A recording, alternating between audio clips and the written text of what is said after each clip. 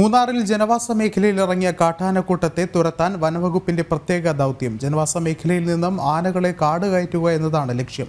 ഇതിനായി ഡ്രോൺ ഉപയോഗിച്ച് നിരീക്ഷിക്കുന്ന ആനകളെ ആനമുടിച്ചോല റിസർവിലേക്ക് തുരത്തി തുടങ്ങി.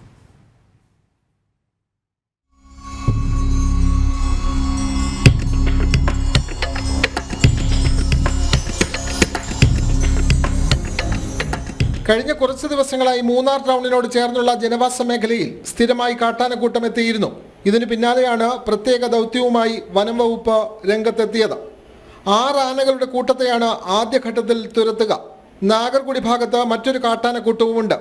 ആദ്യഘട്ടം വിജയകരമായാൽ ഈ കൂട്ടത്തെയും തുരത്തി തുടങ്ങും. പകൽ സമയം കാട്ടാനകൾ തേയിലത്തോട്ടത്തിനിടയിലുള്ള ചോലവനത്തിലാണ് കഴിയുക. ഇവയെ കണ്ടെത്താനാണ് തെർമൽ സെൻസർ ഡ്രോൺ ഉപയോഗിച്ചുള്ള നിരീക്ഷണം. ആനകളെ പ്രകോപിപ്പിക്കാതെ ദൗത്യം പൂർത്തീകരിക്കാനാണ് വനം വകുപ്പിന്റെ ശ്രമം. പെട്ടുപടിക്ക് സമീപം വരെ ആനകളെ എത്തിക്കാൻ വനം വകുപ്പിന് കഴിഞ്ഞിട്ടുണ്ട്. ഇവിടെ നിന്ന് ആനമുടി ചോലയിലേക്കാകും തുരത്തുക. ഇതോടൊപ്പം കല്ലാർ മാലിന്യ പ്ലാന്റിലുള്ള ആനകളെയും വനത്തിലേക്ക് കയറ്റാനാണ് തീരുമാനം. മൂന്നാർ റേഞ്ച് ഓഫീസർ എസ് ബിജുവിന്റെ നേതൃത്വത്തിലാണ് ഈ ദൗത്യം. ജനം, ഇടുക്കി.